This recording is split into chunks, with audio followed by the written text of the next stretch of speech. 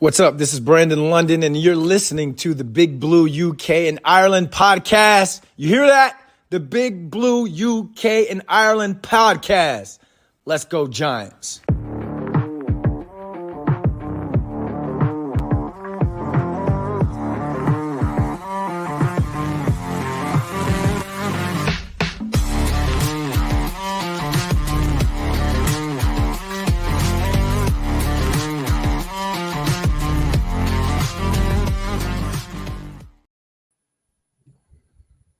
Welcome back, Giants fans, to the latest edition of the Big Blue podcast. As always, in association with Andy's Man Club, it's okay to talk. Tonight we are 75% British, 25% Irish, but as always, absolutely 100% Giants. Welcome to the off season. It's the first full house of the year as well. Welcome back, Kev.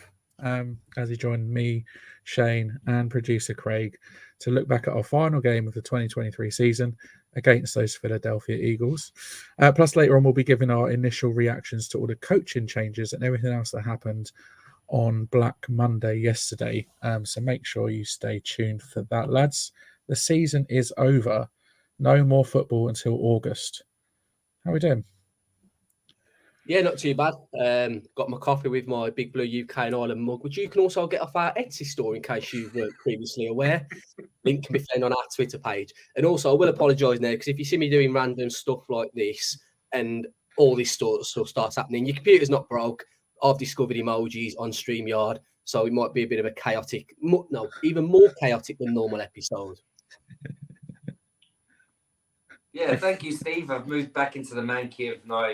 Got some stuff set up, was sick and tired of sitting in the kitchen there. So I put my finger out and finally sorted myself out. Just glad to be back on, with the host with the most, Dan, the stat man, Shane, and of course, Craig Sirianni down there in the corner as well. Good to see you, boys. Do you know what?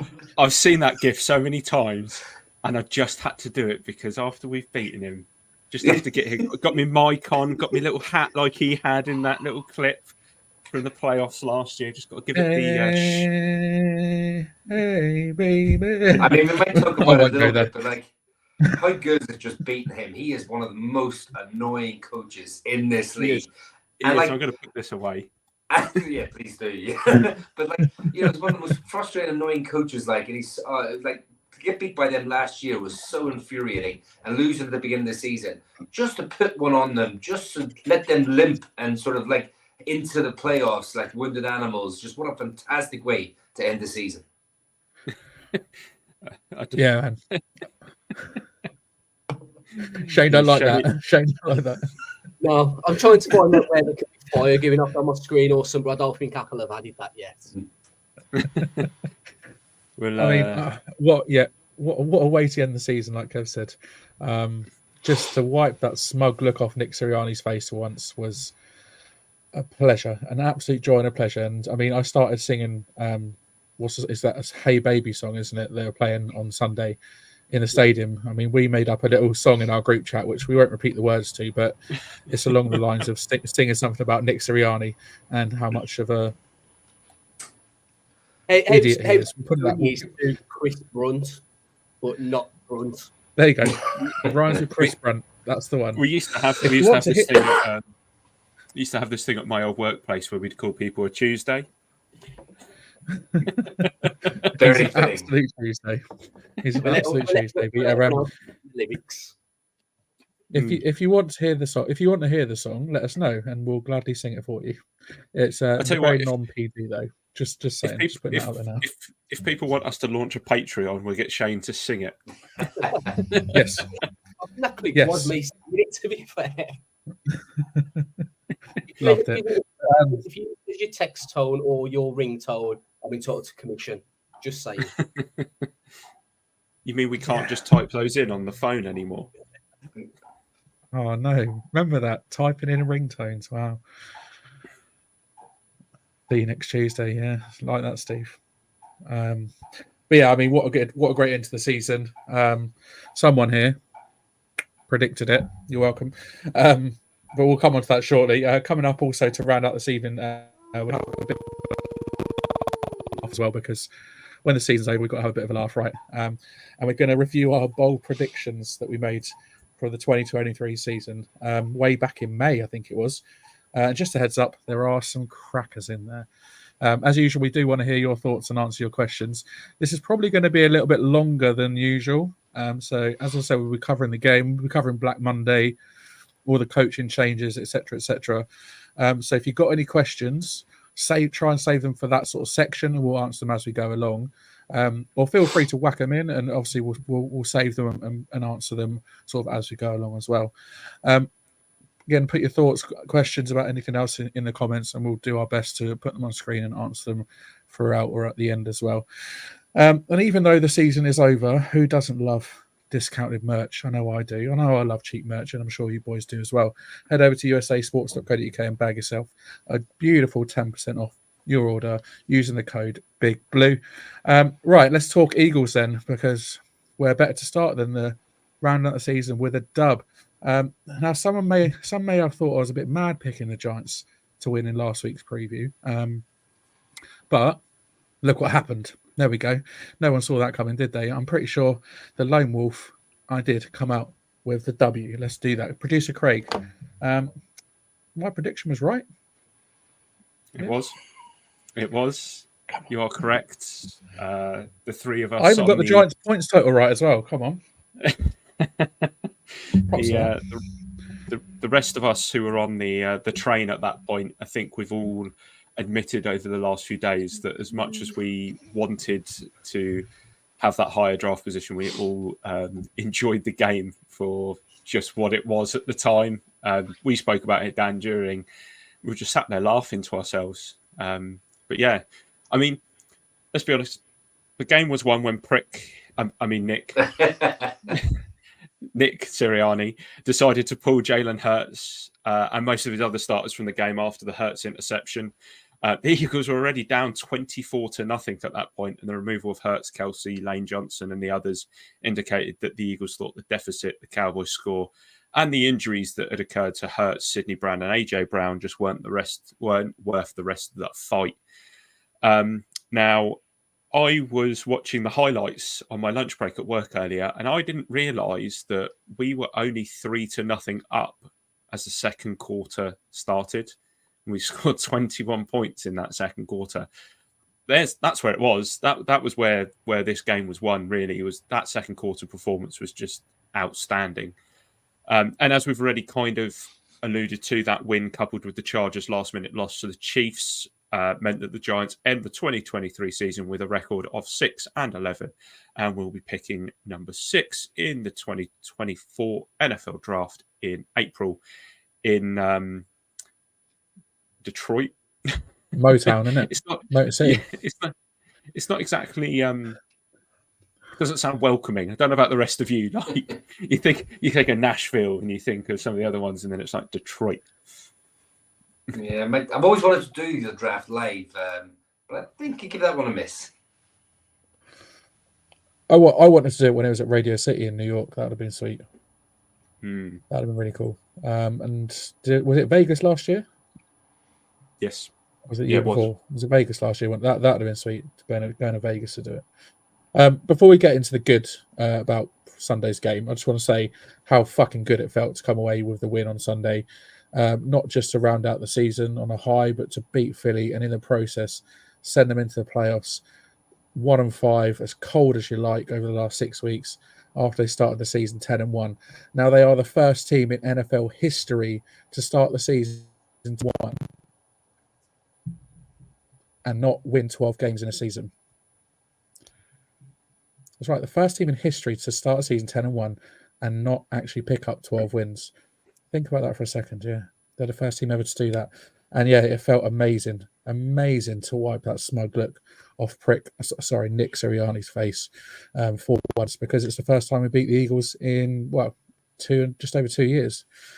So yeah, lots of good to come out of Sunday, put it that way. Shane, there's a long list of good. What went well for Big Blue? Yeah, so I'm just going to kind of reel off some players that played in particularly well.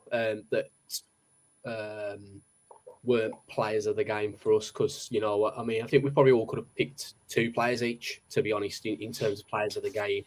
So we're going to turn first off with Darius Lighten, kind of a guy who's been mentioned quite a lot over the last few weeks, to be honest, on this pod, because he's, you know, been performing really well. And, you know, like I've said before, I am a big Darius Lighten guy, and I'm pleased to see it.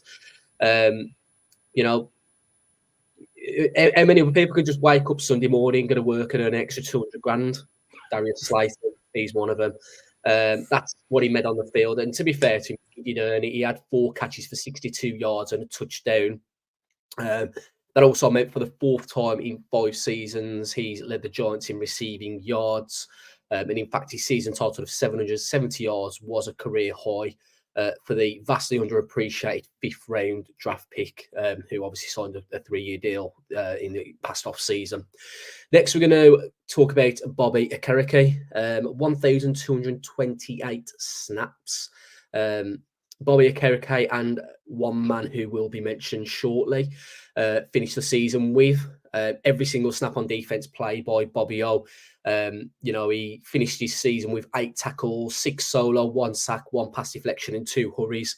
And you know, I think it's fair to say, and it'll probably come on to spoiling somewhat potentially.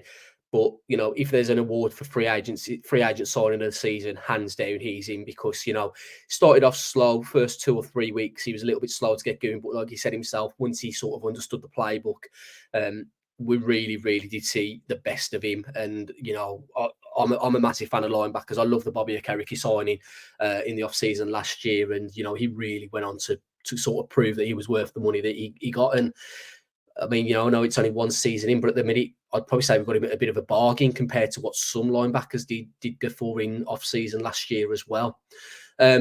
Next player I'm going to mention is Dane Belton. Again, another player who over the last couple of weeks has really shown up. Obviously, in his 2nd year, he followed up last week's interception by grabbing his first career sack, a quarterback curry, and 4 tackles. I don't know about anyone else, but that sack, you just seen it coming. You seen Belton flying at Hurts, and it was just like, that's a sack. He was about 10 yards away from Hurts, and I thought he sacked him. Like, Hurts has not seen that he's coming, and you know, he deservedly got his sack. He's played 37% of his season snaps in the last 2 weeks, and he has shown in the absence of Jason Pinnock. Hopefully it carries on next season, because I know me and Kev were quite big fans of Dane Belton coming out. I think he was a 4th round pick, if I remember correctly. And, you know, obviously with Xavier McKinney's status up in the air at the moment, obviously he's a free agent this year. We're going to need players to step up, and Belton has certainly done that in the last couple of weeks. I feel like a lot of these players that I'm going to be talking about are players that we've kind of slagged off at some point in this season. Well, not slagged off, but kind of, you know, have had their low moments. So it's really good to be able to talk about their high moments. And one of them is Jamie Gillen. Obviously, we re-signed him last year as well. And I think it's fair to say most people didn't really want him to be re-signed. He didn't show much for the Giants last year. But to be fair to me, I think he, barring maybe 1 or 2 games, he's been spot on as a punter this year, to be fair to him. And, you know, he quietly goes on doing his job. And, you know, Sunday was another one of them games for him. 5 punts, 4 were downed inside the 20, and only 1 was returned for 8 yards. And, you know, this is the Jamie Gillen that we kind of hoped that we would be getting when we signed him in free agency a couple of seasons ago. Michael McFadden is the next one up. He's had a bit of an up and down season, to be fair. He's shown some absolutely great flashes at times, and then at times he's not been able to make tackles. He had quite a few missed tackles as well. But, you know, he's kind of grown into his own this 2nd season. You know, he's kind of had the season that I think it's fair to say most Giants fans would have expected Darian Beavers to end up having. Obviously, Beavers ended up getting cut in pre-season, and McFadden has absolutely stepped up. 8 tackles on Sunday, 2 passes were defended, a fumble recovery, and his 2nd 90-plus PFF rating of the season. Just goes to show that, you know, how much of a great game he had. And then the last player that we're going to bring up is Jihad Ward. You know, I mean, he had the kind of game where you'd think that maybe he had something on the line, maybe a little bit of cash incentive. He had a 90.9 PFF pass rush rating, which is highest of the season by almost 30 points. He got that due to 5 hurries, 1 sack, and 1 forced fumble. And he did that whilst he was chasing 250 grand incentive. So we start with a cash incentive and we end with a cash incentive. But obviously that's the players that kind of didn't make our players of the game. Like I said, I think we all agree we could have probably picked 2 each if we really had to. So Craig, who was your player of the game as we've had those guys mentioned that weren't deserving of the award? I've kind of gone for one of those players who, in my opinion, isn't back with the Giants next year, but from what he has done, and especially in the last few weeks, I think he deserves his place on here. And we've kind of put him on here a few times with the caveat of ish. And it did feel like another one of those games in a way, but he definitely deserves to be on here, and that's Tyrod Taylor. I mean, there were still those little Tyrod wrinkles of injuries. You know, he left the game twice. He had an interception, but I'm not holding that against him. That interception was purely from trying to force the ball to Shep. And I get it. And it didn't really hurt us in any way. And obviously he held onto the ball a little bit too long, as he has a tendency to do. But I think that the good just outweighed the poor for me this week again. 297 yards and a touchdown are kind of only part of the story when you think about the game for Tyrod. Completed 9 passes over 15 yards, with the longest being 46 to another one of our players of the game. He also ran for 38 yards on 8 carries. Like I said, with his contract probably not being extended, I think Tyrod kind of put himself in the shop window a little bit, showed other teams around the league that he can still cut it. Wouldn't surprise me if he still gets picked up, maybe for a backup job that he's not expected to come in for. Maybe he stays in New York and goes to the Jets. I know that they're looking at getting a veteran backup behind A-Rod, or Karen Rodgers, as Jimmy Kimmel called him last night, which absolutely slayed me. So, yeah, I think we kind of owe a little bit to Tyrod just for kind of making the last few weeks a little bit exciting.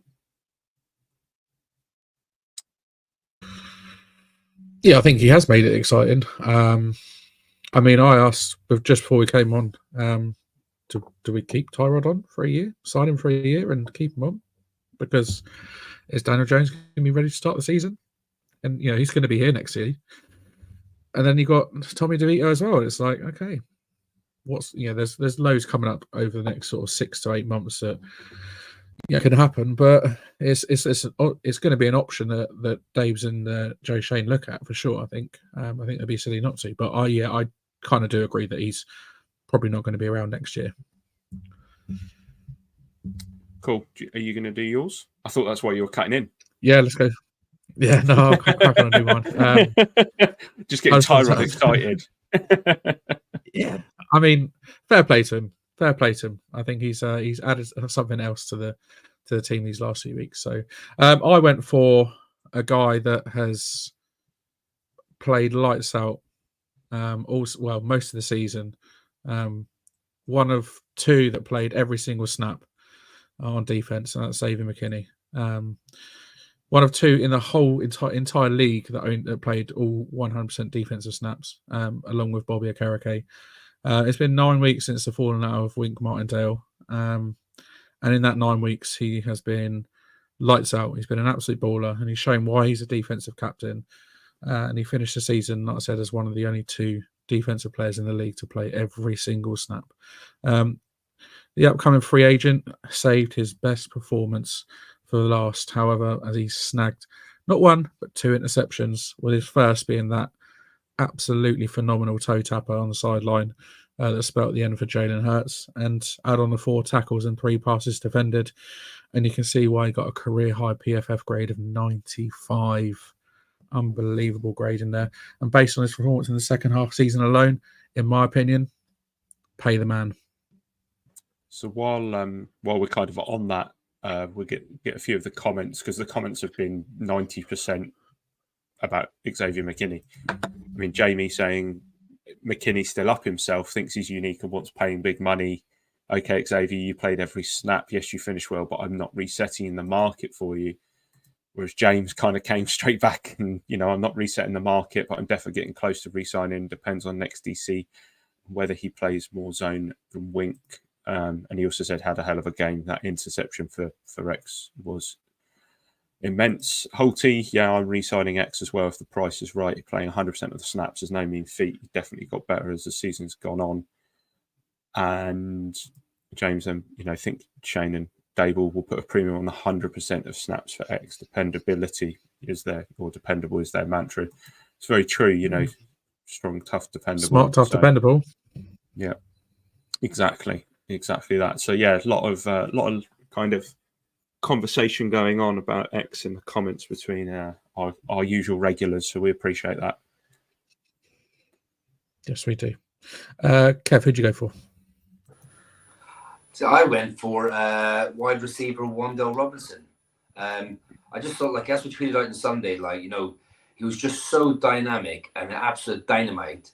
When he's got the ball in his hands, you can kind of see that he was an ex-running back when he was at Kentucky. You can kind of see that, he's got those that dynamism, that sort of shiftiness, he's able to shake guys off. I mean, the last few weeks, he's shown that he can run good routes, get open, and catch the ball.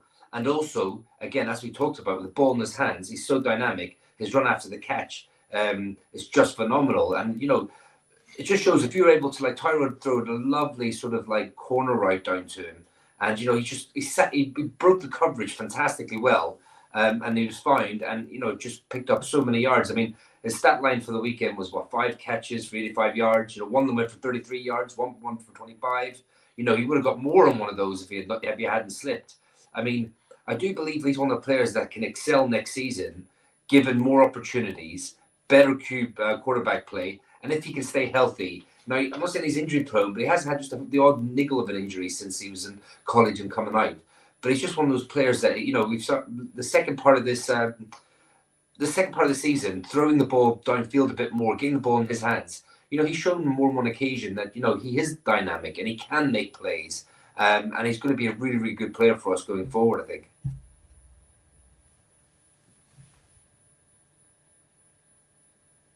So I'm just trying to unmute myself. Yeah, I think he's had a great second half of the season.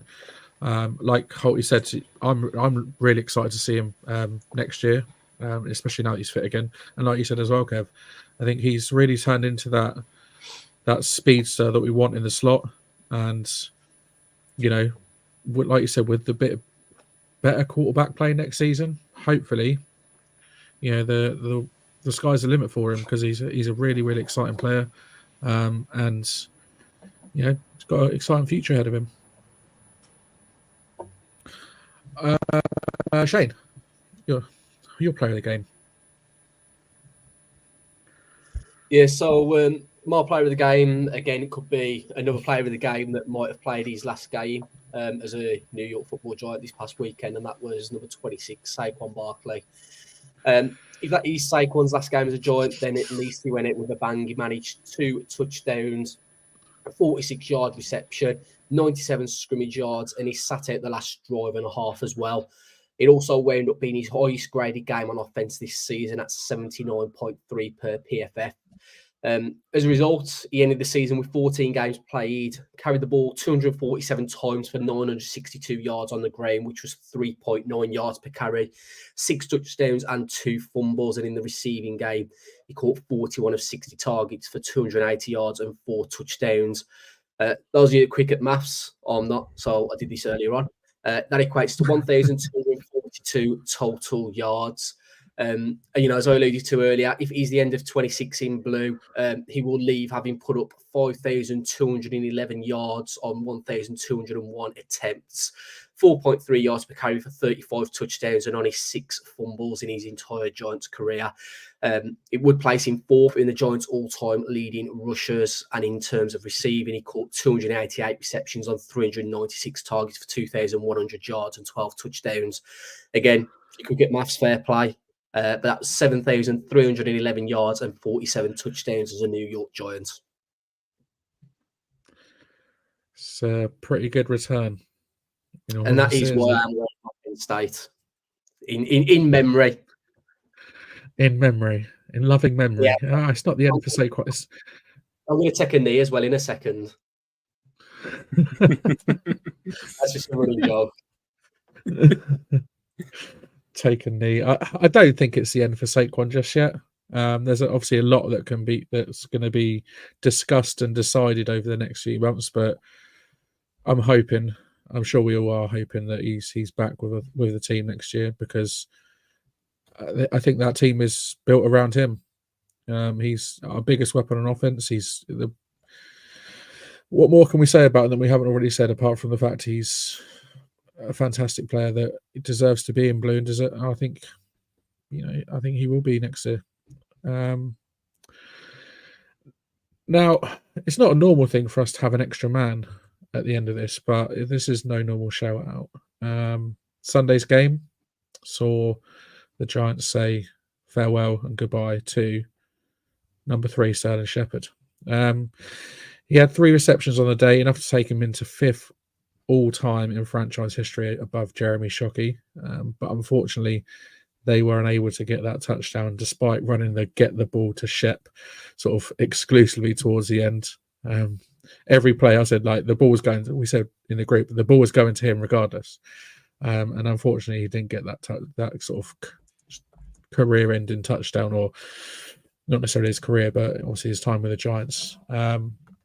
He might have been plagued with injury, but he personified everything that it means to be a New York Giant. He lived, he breathed, and loved the franchise. And despite the time he spent on the sidelines, he was always the Giants' biggest cheerleader and raised spirits of his teammates more often than not.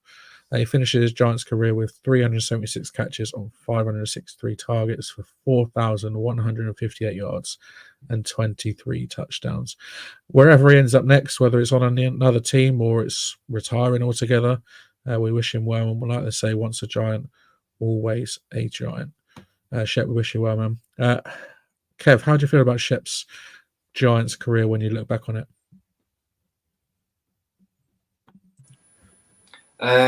I mean, it's just a lot of what ifs, isn't it? It's like he came in, he's 2nd round pick out of the Oklahoma Sooners.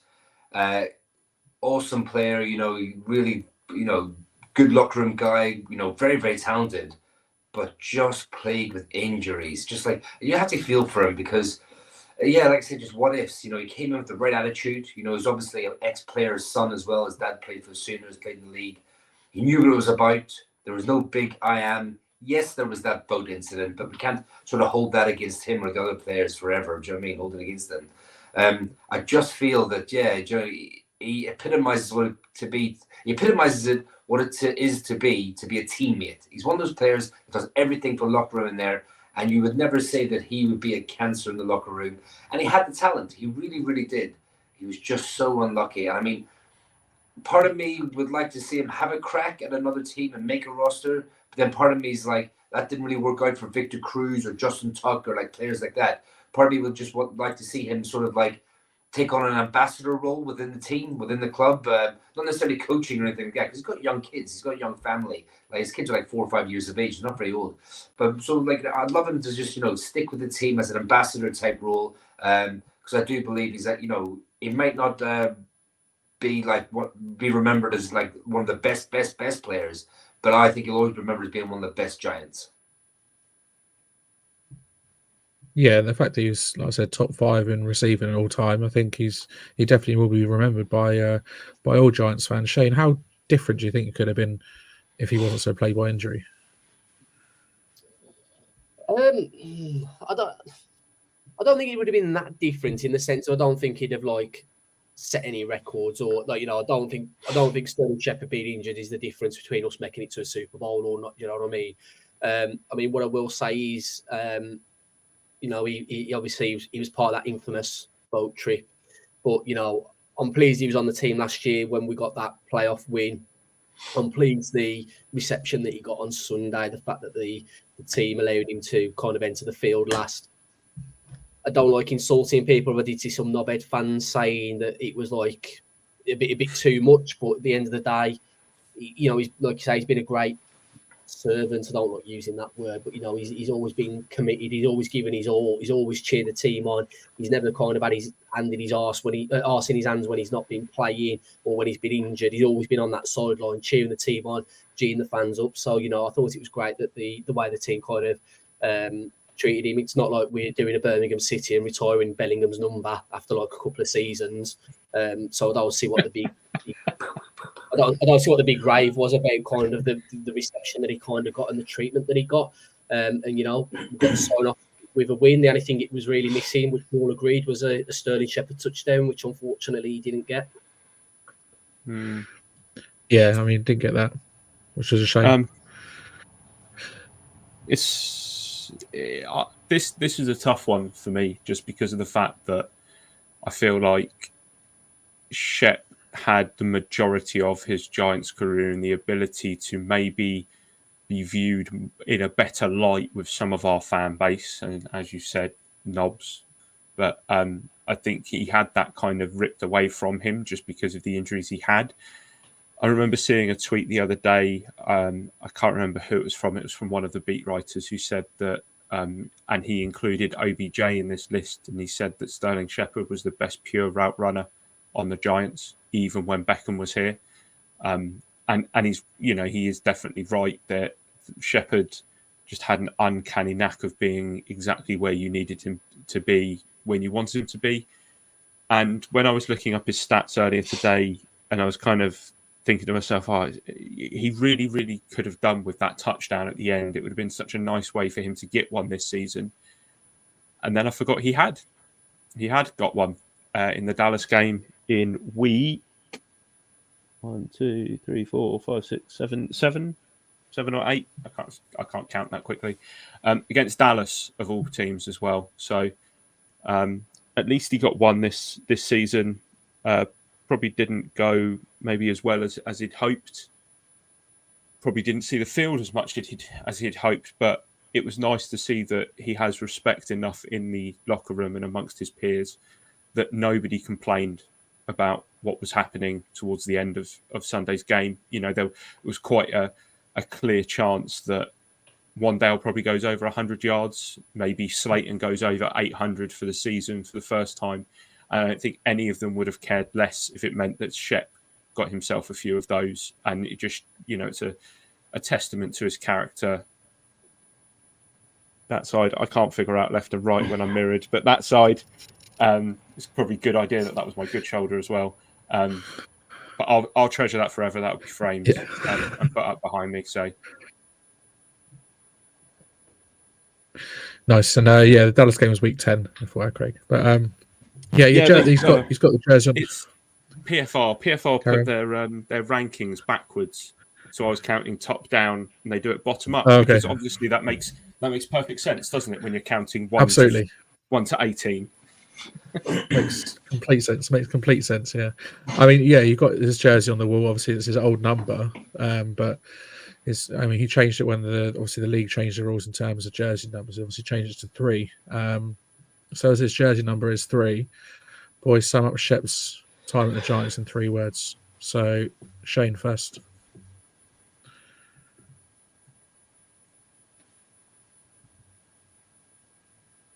You're on mute. You're on mute. There you go. 3 words done. Just for a little bit of tongue in cheek, not single digits. Not single digits. Yeah, I hated him swapping to the 3. Yeah, I mean, true. Kev, 3 words about Shep. Very, very unlucky. Yep, I agree with that. Craig? Injuries robbed him. Again, you're not always wrong. A Giant. Kev! Stop it. Once a Giant. Yeah, that was. Thanks for seeing my answer. Always a Giant. There we go. My bad. Yeah, damn straight. Damn straight. No, I'm joking. It's fine. It's all good. It's all good. But yeah, obviously, whatever happens to Shep, whether he carries on playing, whether he retires, whether he goes into how you put in the comments about him and Cruz doing media together, that'd be sweet. That'd be so Whatever good. happens to him, obviously, we wish him the best of luck. Alrighty. Moving on from the game, as sweet and as good as the game was, we'd love to talk about it all night, but we haven't got all night. So yeah, we're going to move on. The day after the regular season ended, in recent years, has been pending as or known as Black Monday. Kev, a busy day for Big Blue on Black Monday. What happened? Black Monday, eh? It all happened yesterday, pretty much. I think, as they say, yesterday was Black Monday. What about a mixed bag for the Giants? So start off, running back coach Jeff Nixon confirmed that he got the offensive coordinator job at Syracuse. Fair play to him. Nice move there. Strength and conditioning coach Craig Fitzgerald's off to Florida.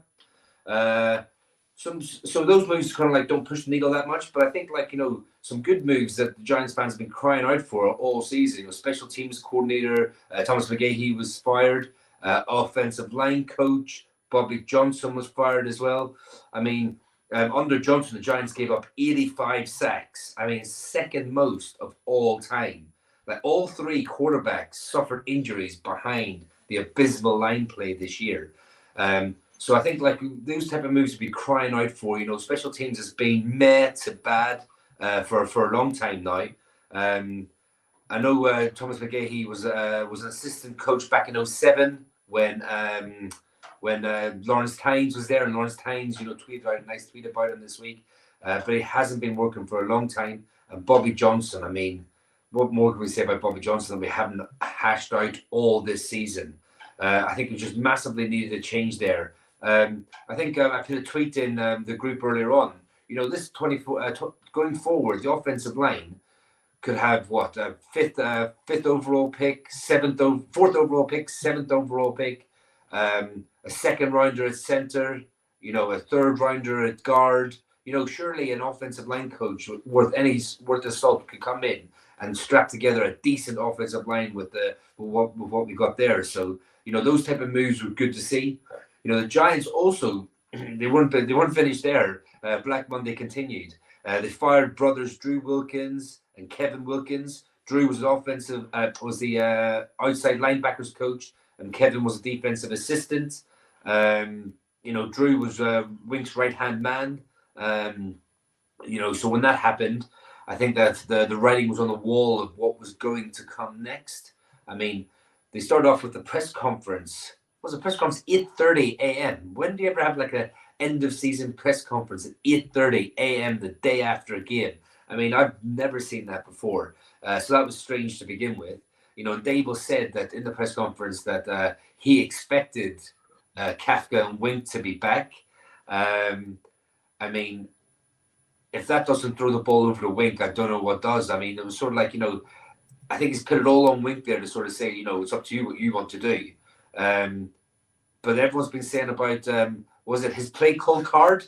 He normally has a white play call card all year. And then yesterday he had 24, Jack 24. Fire, 24 on it. I mean, no one said anything at the time, but it looks a bit fitting now, doesn't it? I mean, so as we know at the moment, Wink has not been fired.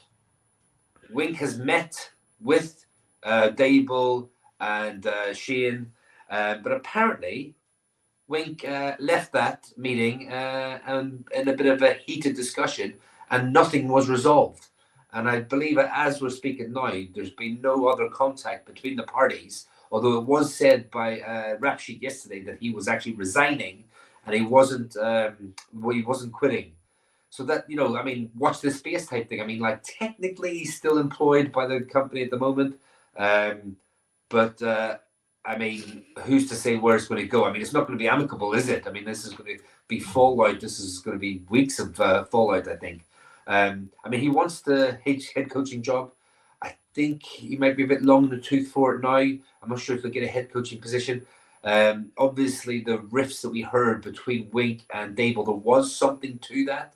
I think Jay Glazer came out mid-season, was talking about, this could be done before the end of the season. Now, it lasted until the end of the season. but Wink is, you know, it looks like he's definitely moving on now. So it's kind of like watch this space. I mean, so we will like update everyone when we know what's going on there. I mean, other news regarding replacements. Giants confirmed to have granted permission by the Raiders to interview Karen Burchillo for the now vacant offensive line coaching position. I mean, was it Bobby Skinner tweeted out that he tweeted some drop pressure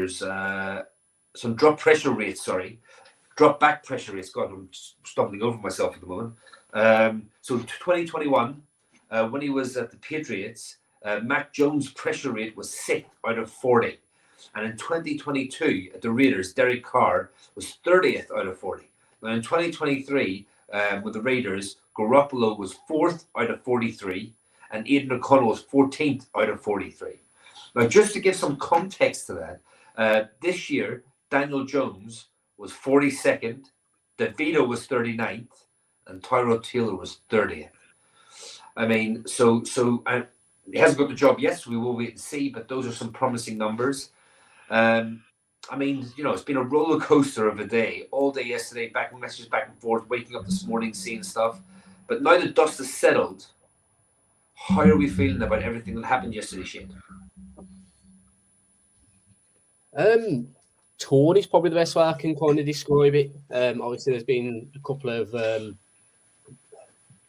don't like to say it like this, but well-deserved sackings. Let's be honest, you know, McGahey and Bobby Johnson didn't deserve to keep their jobs, in all fairness, and I'd be absolutely amazed if either of them had a bit of integrity about them, could turn around and say to Giants fans with a straight face, I deserve to keep my job, because they didn't. Anyone will tell you that, you know, that they're both underperformed this year. There's been a lot of regression with the O-line players. I still maintain it's a coaching issue, not a players issue. You don't get a player like Evan Neal perform as bad as what he has done, and you know, that's just talking about one player. There's several players I could name. In regards to Wink, I mean, where do you start? One of my keys for this offseason was retain Wink no matter what. I think it's a mistake to let him go. I don't think it looks good on Dable or Shane, in all honesty. I think it's 6 of one, half a dozen of the other. I think, you know, we went, was it 4-3? We went over the last 7 weeks. Yeah. We don't go 4-3 without Wink Martindale as DC. You know, I think at best you're talking 2-5, to be honest with you. You know, the defense balled out. The defense is what kept us in games. The defense is what won us games. I think it's going to be an intriguing time for people coming to the New York Giants. The simple reason that you come into a team off the back of a poor season that went 6-11, and let's face facts, you're potentially coming into a role where in 12 months' time there might be a coaching change again, potentially. You know, we'll get into it more over the next couple of months, to be honest with you. But you know, I firmly believe that Dable and Shane are kind of on the hot seat this coming season. Personally, I think, you know, that they might not get a 4th season. So I think for anyone coming in as a DC or an O-line coach, you might only be coming in for 1 year. So it's going to be interesting how it pans out. But you know, it'd be interesting. And I'm sure whoever we hire as O-line coach can't be any worse. And you know, another question on all our listeners' lips. Yes, my CV has gone in. Fantastic. So it should, O-line guru. So Craig, out of all the news yesterday, has anything shocked you, or how do you feel generally about the news that was coming out? No, nothing shocked me. Bobby Johnson had to go. He had to go.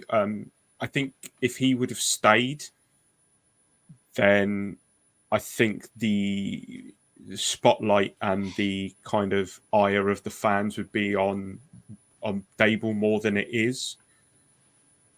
McGahey, kind of, you know, fair play. You've lasted 4 head coaches. I was listening to Madeline Burke and Lance Meadow earlier, their show from yesterday, and they were saying that he was still on the coaching staff when Coughlin was here. So, you know, that's that's some innings, but the last 2 years were poor. Now, I will tip my hat to him for how he kind of had to deal with what he's had to deal with in our kicking situation this year, because I can't imagine that's going to be easy, especially when you have someone like Gano who, like last season, was automatic, and then this season struggled pretty much from the start as soon as he got injured on that very first kick of the season. And then just to go through the IR carousel that we seem to go through with Bullock, and then Cade York being, touted as a starter for 3 hours or whatever bloody stupid short amount of time it was. I think he's done well there. The biggest concern to me is how Dable comes back from the Wink thing, and I'll hold my hands up and say that I am happy that Wink's gone because of what has come out since. And I think as a head coach, you cannot be undermined by your coordinators, and that's what happened in the end. And I think by the fact of what is coming out on X at the moment in regards to that meeting with Wink yesterday, it almost feels like Daves is the bigger man and was willing to talk it out. Now, he did say that he wanted Wink back, and there were conditions. Those conditions were clearly the firing of the two Wilkins brothers. Now, let's be honest, outside linebackers, yes, Thibodeau got Wink's first double-digit sack, but they haven't been great. Their pass rush pressure rate has been horrific. Jihad Ward somehow had 6 pressures at the weekend, yet still had a pressure rate win that was bottom of every single outside linebacker. And that, again, if we're going to talk about the offensive line and coaching on the offensive line, I think we have to look at the outside linebackers as well. Because it's not like we've been great in the run game with them either. Even Thibodeau's been kind of chasing his tail a little bit there. So I think everything that's come out since has kind of made sense. And I think Dable kind of had to do that mainly to show that he has a spine. And who knows, this could be his Coughlin moment. Coughlin had to change his tact. He had to get rid of all of his coordinators. He had to start again from fresh. And look what happened. I'm not saying it's going to happen. That's not my bold prediction for next year, but it could happen. Yeah, definitely. I mean, I think something needs to change with the outside linebackers, because although Thibodeau's sack production this year, I think, is on Thibodeau, not on the coaching of the outside linebackers. So I would like to see better coaching of the outside linebackers to see what Thibodeau could actually produce and what he could actually be. And there was rumors as well that these Wilkins brothers, they had a bit of a poor attitude. The attitude wasn't really good behind the scenes, but they were Wink's guys, and obviously they came if Wink came. But over to you, Dan. How do you feel about the dynamic between the head coach and Wink and the way things are left? Do you think that whether Wink is a good defensive coordinator, which I think he is, but do you think in the long term this is better for the Giants and Brian Dable? I think obviously Wink was hired as an experienced head. Obviously Dave's first time head coach, so you kind of needed someone with a bit of experience to sort of help and guide him along a little bit. But I think, yeah, Wink is a great defensive coordinator. Obviously, we've seen him what he did in Baltimore before he came over to New York, and in all, he's had a fairly good show in the last 2 years. It's disappointing to see him leave. It's disappointing the circumstances that he has left. I enjoyed his some of his defensive scheming. Obviously, his blitz heavy approach was entertaining, if anything. But it wasn't always productive, and realistically, the show always goes on. Daves is a young, hungry. He's done his 2 years as head coach. Obviously, won Coach of the Year last year.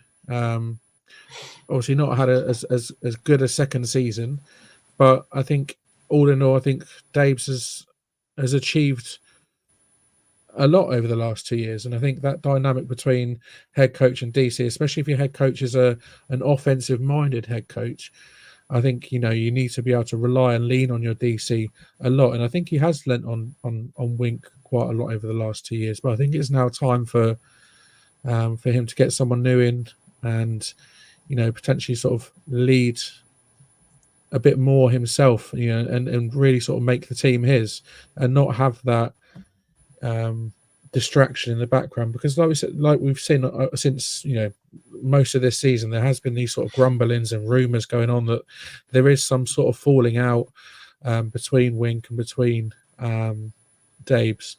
And I think, Dabes needed to assert his authority and really sort of, actually, you know what? Don't undermine, like Craig said, don't undermine me. I'm the head coach. You're not. As much as harsh as that sounds, he needs to make this team his own. And I think he potentially could be a little bit on the hot seat, but only because, we've obviously come in this season with a losing record. I think next season there's obviously a lot that can be. There's a lot that can happen. We've got so many coaches to replace now. Obviously, it's going to be a big job and a big ask for him and for Joe Shane. But I do still trust in him, and I do still trust in Joe Shane as well. I think they're taking the team in the right direction, and their philosophy, their mantra behind the team, that's smart, tough, dependable. Those three words are, the right way to go. And I just wanted to add about Thomas McGahey and Bobby Johnson as well. I've been all for letting them go for as long as I remember. Thomas McGahey, obviously, he's been with the team a long time. He's struggled the last couple of years on special teams, but I think overall, he's given a good service to the Giants, and it's always sad to see someone leave that has been with the team a long time, but I think the time is right. And Bobby Johnson, what more can we say about Bobby Johnson that hasn't been said already? The O-line's been awful the last 2 years. We needed a change. Simple as that. But yeah, I think Wink going, I'm disappointed by it. I'm not surprised in the slightest. And I'm looking forward to seeing who we get in as DC next. Antonio Pierce. But yeah, you make some great points there, Dan. Just like I think you hit the nail on the head when you talked about, Dable needs to sort of be his own head coach now. Because I do get the feeling that sort of like the last 2 years, it was almost like Wink was the head coach of the defense, and then you had Dable and Kafka looking after the offense almost. So it would be good to see now if Brian Dable's head is on the line, on the chopping block, then he was obviously going to do it his way, and he's going to be the head coach, and he will bring in the offensive coordinator, defensive coordinator that he wants to run his systems, and if he's going to go out on his terms. So I think it's a fantastic point there. So on that note now, we move over to Craig for any other Giant business. We're going to start any other Giant business with a comment. I'm going to throw it back. I'm actually going to throw it back to you, Kev, because I'm just intrigued to kind of get your opinion on this. So, obviously, Shane said in his kind of Black Monday roundup, just talking about Joe Shane and how he could potentially be on the hot seat. James was saying that he doesn't think Joe Shane. It's really hard saying Shane and Joe Shane. I'm going to have to. Shane, you're going to have to change your name. I'm sorry. O-line guru, just on the guru. Remember, it's Shine. Remember? Yeah. Shine. But I don't think Joe Shane is on the hot seat. Generally good draft choices, good free agency pickups. Works with Magic last year with zero cap salary space. Now, Gettleman obviously stuck around for a while. Jerry Reese before him was around for a while. Do you feel like Joe Shane is under any pressure at all in this offseason? So I have some thoughts on this. I mean, I think Brian Dable and Joe Shane are a marriage. So I think, and that's the way the NFL's moving now, is that if one goes, both go, almost. The same way if one gets hired, both get hired at the same time. I think we're going with those days where you have a general manager who's separate and you'll have one general manager and multiple head coaches. I don't think it quite works like that anymore. For being on the hot seat, I actually don't think so. I almost think, right, and people are going to shoot me down for this, right? So hold off fire for a minute, lads, all right? But I think they almost might get a free pass this year, in the sense that, don't be careful now, don't go at me, but when we do not pick a quarterback at 6 or move up for 1, and we pick something to help Daniel Jones out next year, I think they'll almost get a free pass for that, as in like going, okay, we need to see if Daniel Jones will come back healthy let's get him a Roma Dunze. Let's get him a Neighbours. Let's get him a weapon of some sort to help sort of progress this offense and develop this offense the way Dable wants to. And then if it all goes completely tits up again, it'll be like, okay, let's go get our QB. Let's almost like, like a reset. So I do ultimately think that this year is a little bit of a free pass for both, but I could be wrong.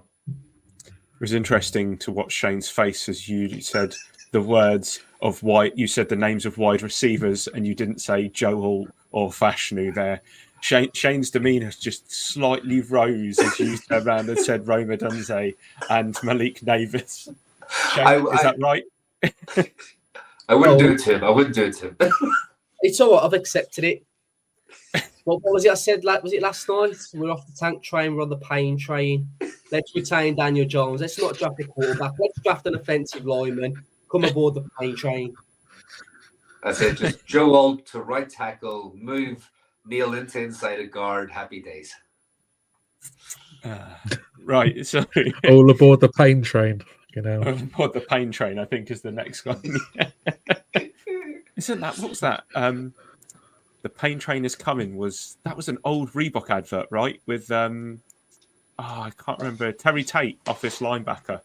If nobody's seen Terry Tate, office linebacker, find it on YouTube. It's one of the greatest adverts ever made by Americans, and it is absolutely class. It's also, incidentally, I think it was the same person who voiced the Coltrane in Gears of War.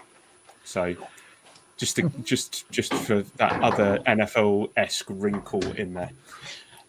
Right, any other Giant business?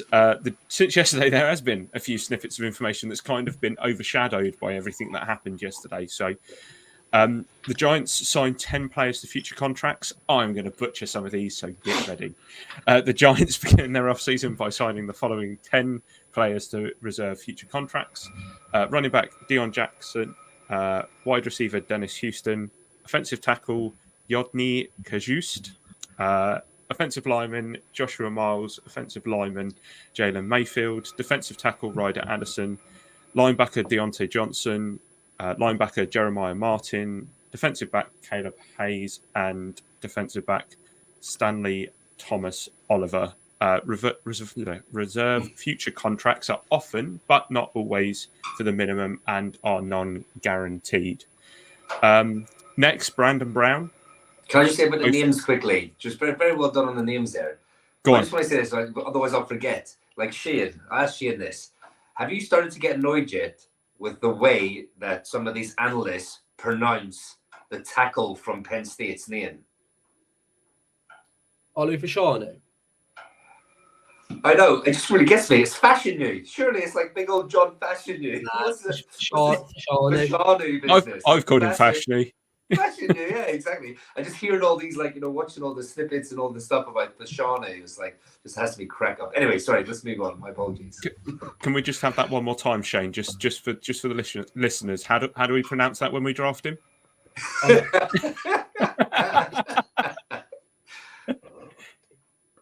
No. Shane's gone.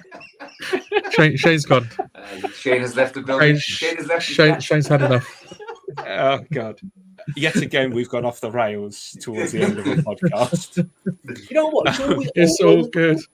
It's always O-line that causes it to go off the rails. Every time. There needs to be a ban on O-line talk. We should get Shane's offensive line corner. It'd be a lot easier, wouldn't it, if we just banned O-line talk? Right. Anyway, Brandon Brown. Back to brighter things, Shane. Well, not brighter things. That's Brandon Brown. Brave comment. Both the Panthers and the Chargers have requested interviews with the Giants' assistant general manager, Brandon Brown, whose stock has been rising steadily since the organisation picked him up 2 years ago as part of the restructure with Joe Shane and Brian Dable joining. If the Giants were to lose Brown, they would receive a third-round compulsory pick for the next 2 years due to a rule regarding minority executives or coaches. Thank you, Kev, for finding that one out for me. So we understood that one. And finally, we had a couple of players say goodbye, which is a bit strange. You know, free agency is a good couple of months away, and you know, by this point, there's normally speculation of who's staying, who's going. We'll have a podcast in a few weeks' time where we kind of go through all of our free agents. But you know, two of those players have kind of already signed and delivered that for us, that we don't need to talk to them, and we just sort of wave them off into the sunset. So Cam Brown and Carter Coughlin are the two players. They've posted farewell messages onto social media, kind of implying that this is the end of their Giant tenures. Interestingly, both players were at the top of the special teams snap counter for the season, with Coughlin playing 86.7% of the special team snaps this year, and Cam Brown playing 80.1%, including his delightful, almost like it was his wedding night, just scooping the kicker from the Eagles off of his feet, just carrying him over the threshold into the end zone so beautifully. I love that. I was like, you're not flopping, you're not diving here. Yeah. I'm keeping There you was on your not a feet. flag on this play. There we go. That was 100% what it was for. Oh my god! Like he What a infuriates play me. by Like Cam Brown. his whole I just career wanna is infuriating on like his flags and everything, and that Yeah. one moment just reconciled everything, me and him. We'll put that into the weird Giants Hall of Fame alongside Darnay Holmes' dodgy massage in London last season, because they're both kind of on that ilk, aren't they? But going through those three different bits there, Dan, is there anything you want to add on any of those pieces of news? I mean, Cam Brown and Carter Coughlin, they've been solid on special teams, so a little bit disappointed to see them leave. But I think that they want a chance on defense, and they'll probably get that chance out there somewhere with another team. So good luck to them. Obviously, with a new special teams coordinator coming in as well, he's going to want to create his own unit. So I'm not surprised that either of them have gone. The one thing that does stand out to me, though, is Brandon Brown. I think he's been highly touted over the last couple of years. He's sort of Joe Shane's right-hand man as such. And it's just going to, if he does go, it's just going to be another position that we've got to fill that we probably don't need right now. But if he does go, then good luck to him, because what we've seen of him from what's the series called pre-season where they go inside the team? Hard Is it Knocks. Inside Giants? Giant No. Life, any? Giants Life, yeah. Well, from what you've seen on Giants Life on YouTube and stuff like that, he seems like a really sound guy and knows what he's doing. And obviously his scouting of players at the combine and pro days and Senior Bowl and everything like that, he knows his stuff. So it'll be a little bit of a shame to see him go.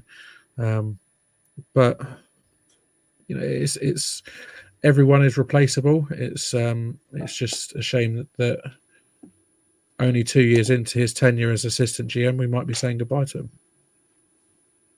Yeah, just to answer that from Holty, we would get 2 third-round comp picks if he does go. And just quickly as well on that word, compensatory. I get really annoyed how Americans pronounce that word. It's compensatory, not compensatory. Come on. We'll start the aluminium talk soon. Kev, what are your thoughts there on Brandon Brown potentially leaving? Yeah, I mean, so obviously it's sad to see him go in the sense that, like you said, from what we read about him, what we saw in the documentaries and stuff, like, we even saw him in the press box. We didn't get a chance to talk to him, but we did sort of see him hanging around there and doing stuff. And I just think, like, he's been doing well behind the scenes, but then on the other hand, where I sort of sit is that, okay, it's good that people want to steal our executives, steal the people from work behind the scenes, that we must be doing something right if these guys are being headhunted and looked at and being, okay, you can be the top guy at another organization. So I think that's fantastic. And then obviously, search starts for the next guy to step into his place. And the comp picks, let's face it, are massive. Come on now, like, we never seem to end up with any comp picks, and then certain teams, like I think the 49ers had 5 or 6 last year from this rule specifically. So, to come away with a 3rd round pick this year and a 3rd round pick next year to to say that we've been developing these executives, I think it's fantastic. And don't want to see him go in one hand, but another hand, I mean, it's fantastic business for him, for us, for our front office, but also for our draft picks going forward. Shane, Cam Brown, would you say that he didn't live up to expectations? Is that fair to say? No, I don't think it is. I think he was only ever going to be a special teams player. He played linebacker at Penn State. He was never going to be a starting caliber linebacker. He's probably one of the most consistent special teamers that we've had over the recent years, to be fair. And, part of me does hope that he can come back, so he can play that gunner position quite well. We'll get into it more. But there's going to be a lot of holes to fill. We've only got so many draft picks. We've not got a ton of money to spend in free agency. So, I'm hoping Cam Brown's kind of message is just sort of like saying, the season's done. Going to go and enjoy the off season and kind of see what happens. In terms of Brandon Brown, I don't think he's going to go anywhere, to be honest with you. I think if he goes to another, I was going to say another company then. I think if he goes to another team, it's going to be based on his Philadelphia background, not the Giants background. And the reason I say that is because he's been here 2 years. We've had one playoff and we've not drafted amazing. We've drafted okay, but for instance, I know the Chargers have requested to interview. I think it might be the Bills player personnel for the role. The Bills are a much better position than what the Giants are. So if I had to pick, if I was an outsider, I had to pick a staff member to steal from. Am I taking a Giants staff member or am I taking a Bills? I'm probably going to edge with the Bills, to be fair. The only one I think he might get a shot at is Carolina. Absolutely no chance in hell I'm going to work for that owner. I am not going anywhere near that owner. He seems an absolute nutcase. And he throws drinks over fans, Yeah, like there is absolutely... Unless I'm absolutely desperate for a GM job, I'm not doing it. And then just one thing that I can't believe we've all forgot to mention, it the Cam Brown conversation led me to it, and I should have mentioned it when I talked about him earlier on. Can we give a shout out to Bobby O and jumping over the Eagles O-line? Yeah, mate. It's a shout out. Surely, I can't believe I forgot. I've only just remembered about it. Round of applause Yeah, for Bobby. Trying to stop the push, wasn't he? There was no chance. He was like, you know what? You're having 5 yards, or whatever, 5 or 10 yards, whatever it is, or you're having nothing. You're not doing this crappy little 1 yard push. And I love the memes that have been coming out about the judge in America that got jumped last week. Yes. Bobby O. And that's all down to Cole Banks. Cole Banks said that that's what someone should do on the radio broadcast the last time that we played them. And obviously Bobby O listens intently to everything that Cole Banks says, as he rightly should. And yeah, but it wasn't even close, was it? Like he just went, do you know what, I'm just going to smash him. But on that, but Dave said in the post-game presser, Bobby was watching the ball and he saw a flinch. So that's why he jumped. So was there a little false start in there? I mean, Lane Johnson false starts every time he gets onto the field. So exactly. Exactly. Something flinched, so that's why he jumped. But it was what a play. I mean, can we also just for that alone? Can we just also touch on Jalen Hurts' finger and how disgusting that was?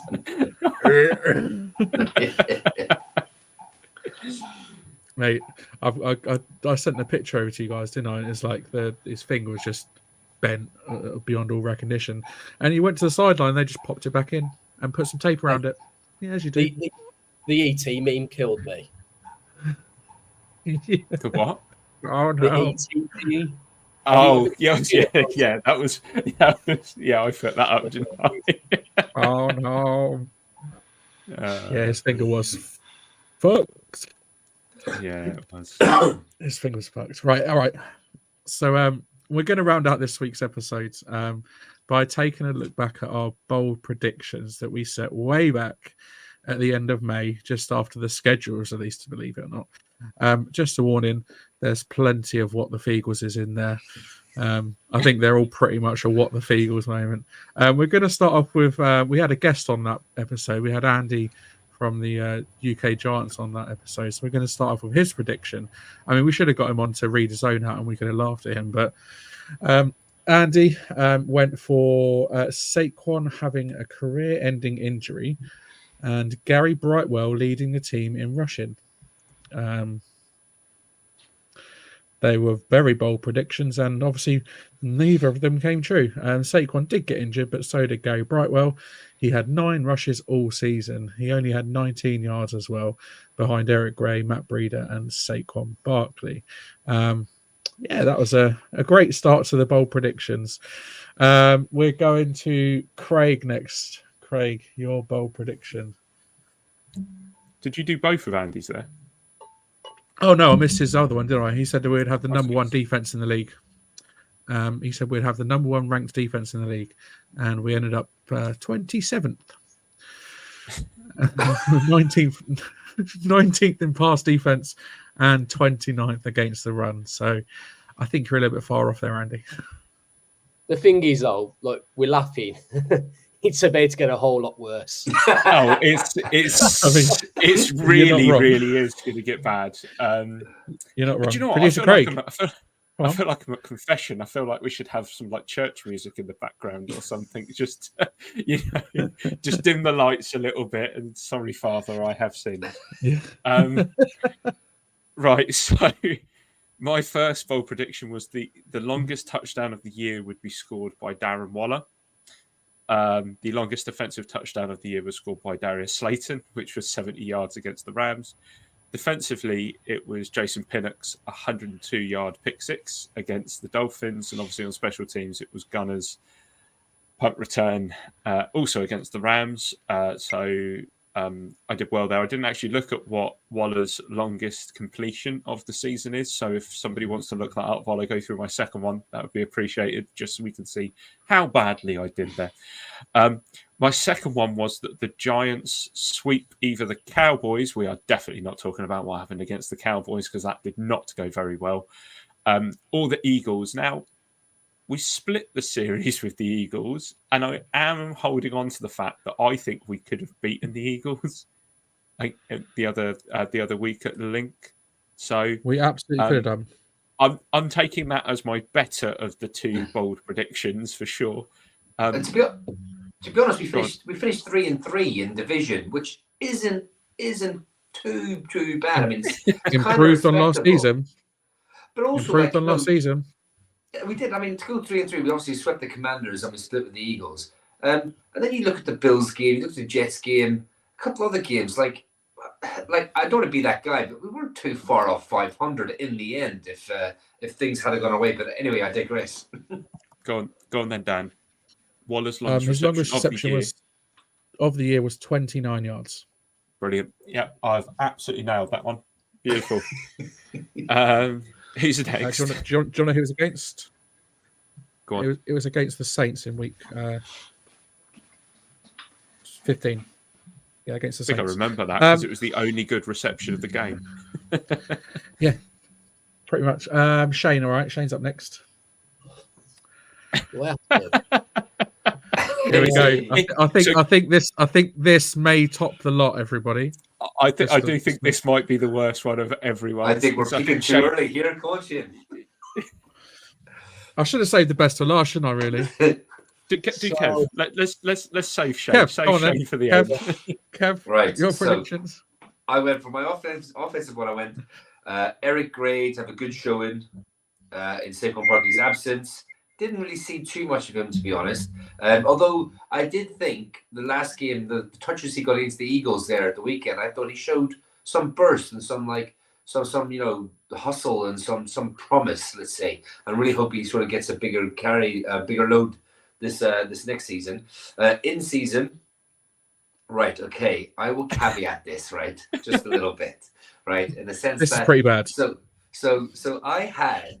When we talked about, which we'll do in a couple of weeks' time, talk about free agents you'd like to see on the Giants, right? And we'll touch on players. Now, I had a little soft spot for Paris Campbell, right? I just loved the speed, and I loved him coming out of Ohio State, and I just thought he'd come off his best season at the Colts. And I just thought this could be a weapon. This could be something, he's got it. I think he's got it. He did not have it, right? He had less than it. If he could have the opposite of it, is what he had. I had him down to post the most wide receiver yards and enough to earn another contract with the Giants. Now, Paris Campbell. Were you in Paris all year and not New York? I do wonder sometimes, right? Because he had 104 yards on 20 receptions. Now, this is first good against Darius Slayton, who had 769 yards on 50 receptions. Yeah, so Campbell, you done me dirty there, bro. Steve Wilkins has said if he had it, if it had in front. Steve, man, I 100% back that statement. You're 100% right, my friend. I did not do too well here. Kev, are you saying that he hasn't done enough to earn another contract then? I think he did so badly. I don't think he's done enough to earn another contract in the UFL. Let alone with the Giants or the NFL. Wasn't he a healthy scratch for the last 4 games? Yes, he was. Thank you, Craig. Yes, he was. Yeah. Sorry. So but I just thought, right, I backed him in free agency, and we went and got him, and then I backed him in the season, and he did not help me out at all. So on to defense then, and I had in the offseason I had rookie Javarius Owens getting a good look and starting box safety. He kind of was in and out. He had niggle injuries in the preseason, so he didn't really sort of like get much looks, to be honest. And then during the regular season again, he stopped and started coming in, coming out. Didn't really see too much of him. Apparently, he has got a bit of promise, so we shall wait and see how he turns out in season 2. But the regular season one. Okay, my defensive predictions for the regular season one, lads, was that new acquisition, Bobby Okereke, Bobby the legend Okereke, would come in, solidify that defense, and he would get 100 tackles and 2 interceptions. Some say that was bold. Some say you're crazy, Kev. How could he come in off the street as a free agent and put up those type of numbers? Well, we have a winner. Bobby, K McManus's favorite player, Okereke, I'm so glad I got the jersey now. Came out with 105 tackles and 2 interceptions. Ding, ding. We have a winner. Shane, can you do a thumbs up just so it appears on the screen for Kev?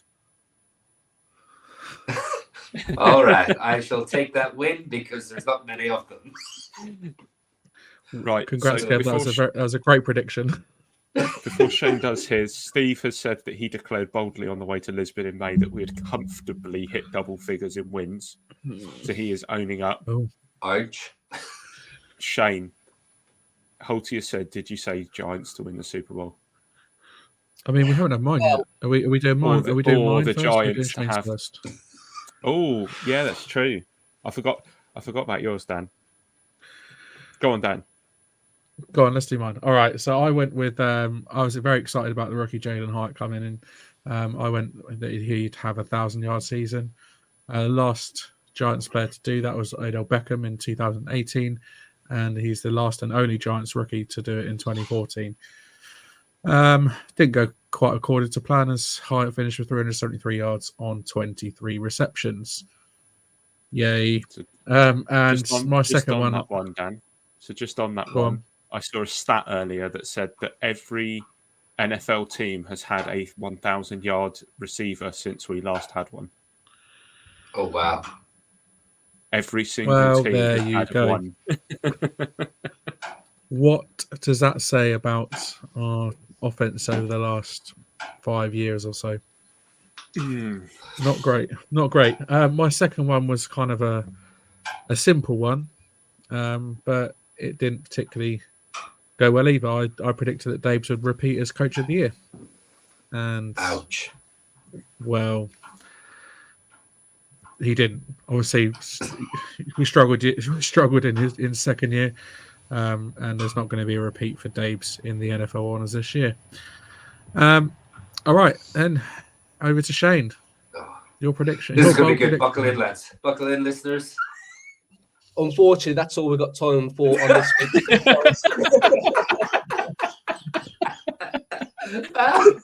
Is this the moment where he disconnects again? Yeah, I don't know if this is this going to work. Yeah, I mean, you've just gone really dark. The rain actually fits Yeah. it, doesn't it? yeah, the rain fits in. Oh gosh, Christ. So I'm going to start off worst to worstest. I don't know Start if off that's with a the drink, I think. Go from best Yeah. to worst. There we go. Best to worst. Yeah, best to worst, and if this is the best, it fucking ain't gonna get much better. So, a little bit like Andy, I said that we would have a top 5 defense. You know, we were 27th per average yards allowed.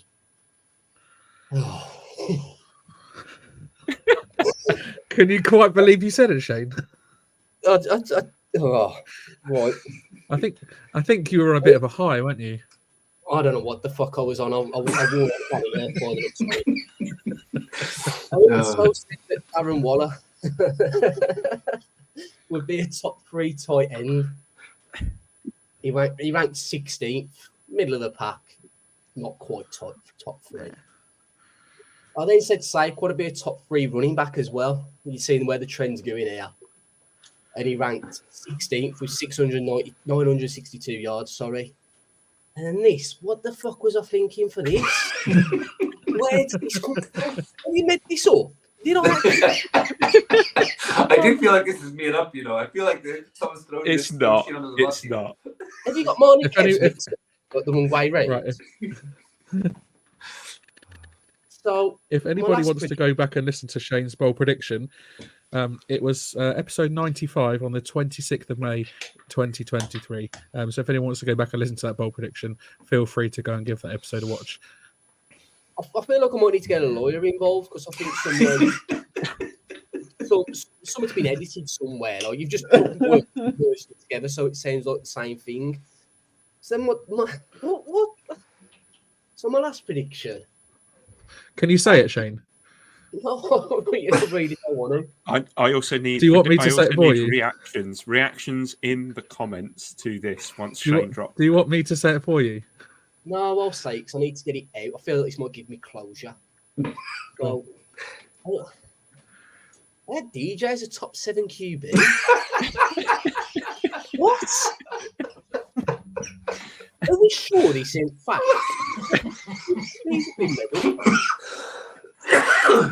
Oh my god. What the fuck was I smoking? Everything. Where did he finish, Shane? Oh god. I didn't even see that bit. He finished 42nd. Oh my word. Exactly, Steve. Hey. No, did you mishear me? Like, was there a number before the 7? Like a top 37 QB, did I say? Oh god, I got tears. So I had to put Lord. myself on mute. I was laughing too hard. I feel physically sick. Wonder why I want a new QB. Look what he made me do. Do you know what? I will caveat it by saying, Shane, you didn't say what he would be a top 7 QB in. There you go. See, I told you about this. A top 7 QB in terms of number of times sacked. There we go. He probably got in there. There you go. Wow. That's brilliant.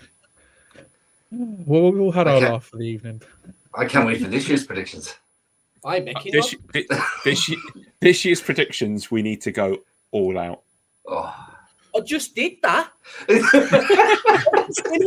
what happened. Unless 7 means something else in yam, you've had a howler. Yeah, exactly. So my prediction next year is going to be like Giants win a game. I'm playing it. That's a bold prediction. Well, you can see how good we are at bold predictions. How between the four of us and Andy, so 5 technically, we got 1 out of those right. So, yeah, that was a little bit of entertainment, wasn't it? Oh my god! And we look forward to the end of May with our bold predictions of this season. Stay tuned and make sure you tune into that one whenever that happens, because there's going to be some interesting predictions coming your way. But well done to Kev. You did predict Bobby O getting 100 tackles and was it 100 tackles and 2 interceptions? 2 interceptions. So yeah, well done. There is no prize apart from getting to be smug that we were all way out with ours. So enjoy your smugness. I shall. I out. We're on another fucking solar system. I mean, talk for yourself. Look, yeah, we're going to take the way. All the listeners, you guys, goes in a box, never to be spoken about again. Good. End of. Drawn a line under it. We move on. Exactly. And we move on to say, unfortunately, that is all we've got time for this evening and for this week. We will be back next week, undecided on what day. I think it's Tuesday or Wednesday, one of the two, as we take a look back at the 2023 season as a whole. I mean, do we have to? And we also reveal the nominations for the 2nd annual Giants Awards show as voted for by you, the Big Blue UK and Ireland fans. So yeah, really looking forward to that next week. Anything else to add before we go, guys? Just like, obviously the season's ended, but in terms of kind of like content, it's probably coming up to the business side for me and Kev potentially. Obviously, I know I think Kev's been looking at draft players. I was watching tape before we come on air tonight, which Craig interrupted me on, so I'm gonna have to rewatch that tape. Craig's in his own world there. He probably ain't got a clue. He's just heard his name mentioned, and that's it. Thank you to everyone who's sort of watched us throughout the season and contributed, whether it's been on comments or whether it's been on Twitter, Facebook, X, whatever it's called. Content doesn't stop. We will be bringing more. We will be coming up to the draft season, and hopefully you've enjoyed a little bit of a laugh this episode with us as well, with those ridiculous predictions. They weren't even bold. They were fucking stupid predictions. Brilliant. Just related to what Shane was saying, there's going to be lots coming up in the off season, lads. Got free agency starting in a couple of weeks, a matter of weeks. Post-Super Bowl, and then we've got the draft coming up, which is huge. Obviously, it's going to be huge. We're going to have top 5s, rankings, players we like, players we don't like, players that fit the scheme. It's going to be so interesting. We're going to have some guests on as well, some announcements for leading up into the season, for meetups and stuff like that. So yeah, stick with this. It's going to be a really, really good off season. Apart from last year, it feels like our element is the off season. The internal optimism leading into the new year. Just want to say, this past week as well, I mean, I know position in the draft matters, but between 5th and 6th, to get that win and send that prick Sirianni into the offseason with his tail between his legs, and they are wounded. Don't get this wrong. They are absolutely wounded going into this playoff run. And if we could do anything to get them an early exit, happy days. Shane's being roasted in the comments still. Taking your draft list with a pinch of salt after that freezing cold take. Shane predicts us getting Caleb and Marvin Harrison Jr. for a 2nd round pick. Look, it's meant to be in a box now. We moved on. Yeah. At least we're giving people a laugh. No, absolutely. I was actually, Shane, when you said my name, I was checking Twitter to make sure that there was no breaking news just as we were going off. But no, it looks like Winks just boarded a flight back to. He's gone to Florida, hasn't he? Yeah, Florida for his house. So probably won't hear about that for a few weeks. But yeah, any news we'll bring back last preseason's news, so we'll round up the news every time we start, and then we get into the nitty gritty. There's loads to come. There was a tweet sent out by one of our followers earlier today, expressing his interest for LPG license plate guy to come onto the podcast. If there is anybody that you guys want to see on the podcast, obviously please do tag us and them in it on a post on X if you really want to, or send us a DM, or send us an email just letting us know who you'd like. We're always up for any suggestions, but we will be working on some guests, hopefully some returning guests, and some hopefully some new ones as well to walk us through the off season, last season, and what's to come. Really. Yeah, I mean it's a long 8 months ahead. It's 8 months that, you know, when it gets to this point of the season, it's like, oh, we've got a long 8 months ahead. It's gonna drag. It's gonna go really slowly. But before we know it, 2024 season will be around the corner, and we'll be looking forward to the new season starting. So, hell of a lot to come over the next few months. Stick with us, stay with us, subscribe, like, share, rate us. You know, we love all the interaction we get with you guys as well. So keep it coming week in, week out. Remember, we're going to be doing just one episode a week, at least live anyway. We may have some bonus episodes with some guests coming throughout the off season as well, like Craig said. So yeah, really looking forward to the next few months, obviously in the lead up to the draft. So it's Shane and Kev's time to be in their element, and looking forward to learning all about the top draft prospects as we do every year. So yeah, it's we roll on and into 2024. Like I said, we appreciate all the love we get. Make sure you like, share, and subscribe this video and all of our other videos as well. Like I said, if you want to go back and see Shane's bold predictions, then it's episode 96 back on the 26th of May 2023. Feel free to go back and have a listen or have a watch, and you'll see the man make those predictions for himself. My thanks as ever do go to Shane, to Kev, and to Craig for joining me, and to you, the viewers and listeners, for tuning in. We are signing off. Until next time, let's go Giants.